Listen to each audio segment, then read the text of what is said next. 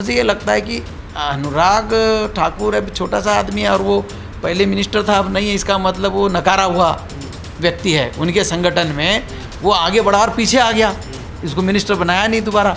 इसका मतलब क्या हुआ कि वो आदमी पार्टी के ढांचे के अंदर और ख़ास करके जो नेतृत्व के नज़र में वो निचला आदमी है, रिजेक्टेड मटेरियल है। अब रिजेक्टेड मटेरियल की कुछ भी हम चर्चा करेंगे तो उसका पार्टी को वैसे कोई डैमेज नहीं होना है ना।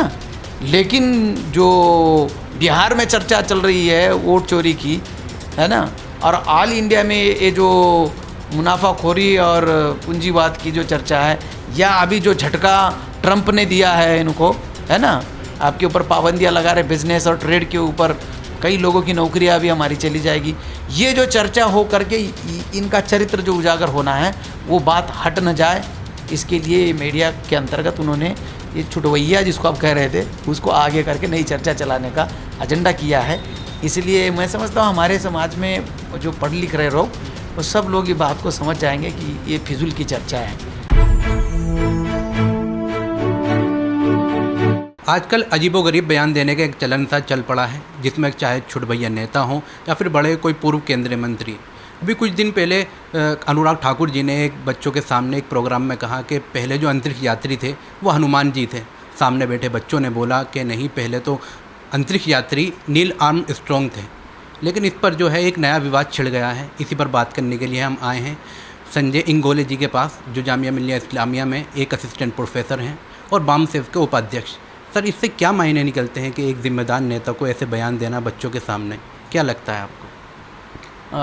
हालांकि मैं ये समझता हूँ कि ये बयान जो भी कोई आदमी देता है और मीडिया जब उसको नेशनल लेवल पे हाईलाइट करती है तो एक सोची समझी रणनीति के तहत, एक प्रोपेगेंडा स्ट्रैटेजी के तहत ऐसा किया जाता है। तो इसलिए अगर अनुराग ठाकुर ने कहीं गए और उनके पार्टी के और उनके दल के लोग तो ऑल इंडिया में हज़ारों जगह पर कहीं ना कहीं प्रोग्राम में जाते होंगे, लेकिन अनुराग ठाकुर के बारे में क्यों पता चला?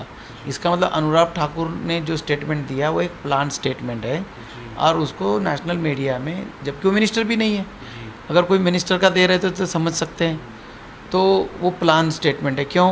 क्योंकि फ़िलहाल बीजेपी और ये जो सरकार चल रही है मोटा भाई और मोदी की, ये सरकार पूरे कटघरे में खड़ी है और सारे देश में ये चर्चा चल रही है कि ये वोट चोर लोग हैं और जो है नोट चोर भी है।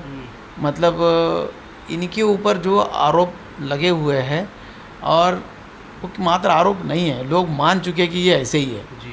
तो अब वो चर्चा एक चल रही है। दूसरी चर्चा ये चल रही कि ये सबसे बड़े संविधान विरोधी लोग हैं, तो संविधान के साथ सबसे ज़्यादा धोखा और इस देश में पूंजीपति को स्थापित करने का सबसे बड़ा काम ये कर रहे हैं। और जो राज्य समाजवाद की जो परिकल्पना बाबा साहब अम्बेडकर ने हमको दी देश को, तो वो उस परिकल्पना को नेस्तनाबूद करने का काम ये मोदी और ये लोग कर रहे हैं, ये सरकार कर रही है। उसकी चर्चा जब उफान पे है देश में, ऐसे स्थिति में उसकी पार्टी को कोई रिलीफ नहीं है, लगातार उसके ऊपर हमला हो रहा है, तो कुछ सांस लेने के लिए कोई जगह होनी चाहिए। इसलिए उन्होंने, मैं समझता हूँ कि इस प्रकार का जो एक बेहुदा स्टेटमेंट उन्होंने दिया है। और ये केवल इनका ही नहीं है, उनकी ये परंपरा ही है, ब्राह्मणवादी परंपरा ही है कि वो इन केन प्रकारेण अपने आप को, मतलब मेरे मुर्गे की एक टांग, एक तो ये कहावत है, और दूसरी है कि बंदर कहे मेरी लाल। तो ये अपनी लाल दिखाने की इनको आदत है। तो कुछ किया भी ना हो, कोई रिसर्च या कोई कंट्रीब्यूशन ना भी हो, तो काल्पनिक आधार पर वो अपना दिखाना चाहते हैं कि हाँ, ये तो हम पहले से कह रहे थे, ये तो हम पहले से जान रहे थे। तो ये इनकी पुरानी आदत है। और ये मैं सोचता हूँ कि उन्होंने जो स्टेटमेंट दिया है वो स्टेटमेंट वैसे एक देश के नागरिक को शोभा नहीं देता, और जो मंत्री रहा उसको तो बिल्कुल नहीं शोभा देता। क्योंकि इस देश के संविधान के अनुसार, जो संविधान के अंदर नागरिकों के मूल कर्तव्य है, वो कर्तव्यों में मैं आपके सामने पढ़ता हूँ, ये अंग्रेज़ी में है कि ये फंडामेंटल ड्यूटीज़ में लिखा है, to develop the scientific temper, humanism and the spirit of inquiry and reform. ये इंग्लिश में है।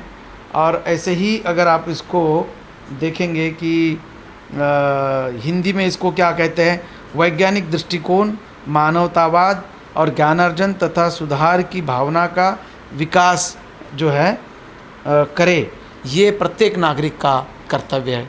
अब ये साइंटिफिक टेम्परामेंट में तो ये कहीं नहीं बैठता, ये सब अंधश्रद्धा और अवैज्ञानिक चीज़ है। पृथ्वी को बोलता है कि नाक के फनी पे खड़ा है, फिर नाक काय पे खड़ा है तो ये नहीं पता, बोलता हवा में खड़ा है, हवा में कैसे खड़ा रहेगा, हाँ। तो इस प्रकार से ये स्टेटमेंट देना वास्तव में इस राष्ट्र की जो धरोहर है, राष्ट्र का जो संविधान है, राष्ट्र की जो नियमावली है, वो नियमावली के खिलाफ है, आपके कर्तव्य के खिलाफ है। अगर आप अपना कर्तव्य ना निभाए राष्ट्र के प्रति तो वैसे देखा जाए तो आपको सजा होनी चाहिए। ये सरकार करती नहीं है, बात अलग है। तो क्योंकि कहने का मतलब है कॉन्स्टिट्यूशन के खिलाफ बयान है इनका, एक कॉन्स्टिट्यूशन के खिलाफ, बयान है। हाँ। तो ये कॉन्स्टिट्यूशन में कहीं स्टैंड नहीं करता, क्योंकि सिलेबस जो हमारा पढ़ाया जा रहा है उस सिलेबस में तो ये नहीं लिखा है कि हनुमान गया था करके हवा में। तो ये ऐसा जो दिया है वो इसलिए क्योंकि अब हम इसके ऊपर अपना कमेंट करेंगे, जैसे मैं कर रहा हूँ, हम कमेंट करेंगे तो हमारे अपने मूल निवासी लोग जो है, मूल निवासी बहुजन लोग जो है, SC ST OBC के, वो बहुत सारे उसको भजते हैं, उसकी पूजा करते हैं हनुमान की, रोज़ उसके प्रेज में जो है गाना गाते हैं। तो हमारे अपने लोग हमारे खिलाफ हो जाएंगे। जब हम हनुमान के खिलाफ तो हम अपने लोगों के खिलाफ, है ना। तो उनकी स्ट्रैटेजी ये है कि हमको अपने लोगों के खिलाफ में खड़ा कर देना है, और जो प्रचार उनके खिलाफ जा रहा है वो बंद होकर के एक नया प्रचार, बेहुदा प्रचार, जिसका कोई जो सीरा नहीं है, ना उसका कोई एंड है, ना कोई उसका स्टार्ट है, ऐसी चीज़ में लोगों को ले जाना और उधर बहस कुछ भी करते रहो, उससे क्या रिजल्ट निकलना है। अगर अब हम उसको खारिज भी कर दे, संविधान भी दिखा दे, कुछ भी करे, लेकिन इससे अल्टीमेटली हमको मिलना क्या है? इस प्रकार की चर्चा से तो हमें कुछ नहीं मिलना है। लेकिन जब उनके ओवरऑल चरित्र के खिलाफ देश में जो चर्चा चल रही है, उसकी तो उनको खामियाजा भुगतना पड़ेगा। तो मुझे ये लगता है कि अनुराग ठाकुर अब छोटा सा आदमी है और वो पहले मिनिस्टर था, अब नहीं है, इसका मतलब वो नकारा हुआ व्यक्ति है उनके संगठन में, वो आगे बढ़ा और पीछे आ गया, इसको मिनिस्टर बनाया नहीं दोबारा। इसका मतलब क्या हुआ कि वो आदमी पार्टी के ढांचे के अंदर और ख़ास करके जो नेतृत्व के नज़र में वो निचला आदमी है, रिजेक्टेड मटेरियल है।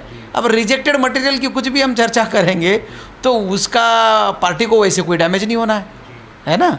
लेकिन जो बिहार में चर्चा चल रही है वोट चोरी की, है ना, और ऑल इंडिया में ये जो मुनाफाखोरी और पूंजीवाद की जो चर्चा है, या अभी जो झटका ट्रंप ने दिया है इनको, है ना, आपके ऊपर पाबंदियां लगा रहे बिजनेस और ट्रेड के ऊपर, कई लोगों की नौकरियां भी हमारी चली जाएगी। ये जो चर्चा हो करके इनका चरित्र जो उजागर होना है वो बात हट न जाए, इसके लिए मीडिया के अंतर्गत उन्होंने ये छुटवैया जिसको आप कह रहे थे उसको आगे करके नई चर्चा चलाने का एजेंडा किया है। इसलिए मैं समझता हूँ हमारे समाज में जो पढ़ लिख रहे लोग वो सब लोग ये बात को समझ जाएंगे कि ये फिजूल की चर्चा है, ऐसा कुछ नहीं होता, सब लोग जानते हैं। सर कुछ लोग हैं जो बच्चे हैं वो क्या जो सामने बैठे हुए थे उनके उन पर क्या असर पड़ेगा? वो तो जो पढ़ कर आए हैं वो जो सामने एक जिम्मेदार पड़ेगा, उनके असर ये पड़ेगा कि थोड़ी देर के लिए वो हंसेंगे, उनके ऊपर अच्छा असर पड़ेगा। क्यों? क्योंकि हंसी अच्छी होती है ना शरीर के लिए। तो जब बच्चों को पता है ये किताब की चीज़ है ही नहीं तो बच्चे हंसेंगे, बच्चे हंसेंगे तो बच्चों के ऊपर तो सही असर पड़ेगा, जिसने बोला उसके ऊपर भी बुरा असर पड़ रहा है, क्योंकि सारे लोग उसको जो है उसकी खिल्ली उड़ा रहे, उसका मजाक उड़ा रहे, तो बुरा असर तब उसके ऊपर ही पड़ना है, बच्चों के ऊपर कुछ नहीं पड़ना है। दूसरा, जिस स्कूल में गए उतने ही बच्चों के ऊपर तो कुछ हुआ होगा, लेकिन उससे काम नहीं चलता बोल के उन्होंने ऑल इंडिया में वो रील चला दी उसकी। वो रील चला रहे मतलब जहाँ नहीं गया था वहाँ भी पहुँच गया हो। लेकिन माँ बाप भी थोड़े हमारे इतने सोए हुए तो नहीं है। बच्चा घर आके बोलेगा कि मिनिस्टर आया था, उसने बोला हनुमान गए थे, तो माँ बाप हंसेंगे उसके ऊपर, बोलेंगे बेटा ऐसा कुछ नहीं होता, वो काल्पनिक पात्र है। तो बच्चा समझ जाएगा यार हमारे देश में क्या बेहुदा लोग हैं, ये तो बता रहे कि नेता है और नेता गलत बोल रहा है, तो हमारे बच्चे और ज़्यादा अच्छा सोचेंगे। इसका मतलब हमको नेतृत्व करने का स्कोप है। ये तो गधे पड़े हुए हैं देश में, ये देश को सही से लीड नहीं कर रहे, हमको जल्दी जल्दी पढ़ करके अच्छा ज्ञान प्राप्त करके देश का नेता बनना चाहिए। मैं ये समझता हूँ बच्चों ने ऐसी प्रेरणा लेनी चाहिए कि वो एक साइंटिफिक टेम्परामेंट को धारण करे, विज्ञान को माने, और राष्ट्र, वास्तव में राष्ट्र जो है नेतृत्व की कमी से गुजर रहा है, तो बच्चे अपने आप को अच्छा नेता बनाने के लिए तैयार करें और ये अवैज्ञानिक जो चीज़ें हैं इसको हंसी का पात्र बना करके इसको भुला दें।